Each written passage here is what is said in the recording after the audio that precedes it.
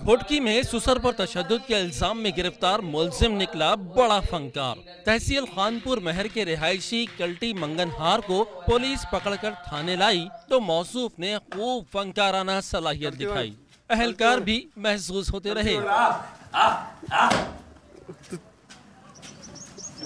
Circus बने थाने में मुलजिम ने पहले दिखाए जिम्नास्टिक के करतब, फिर कलाबाजियां खाकर अहलकारों को किया सरशार। कलाबाजियों के बाद मौसूफ मेज के पास आकर बैठा और खुद ही मेज बजाकर सुरों के तार छेड़ दिए। अल्लाह अल्लाह का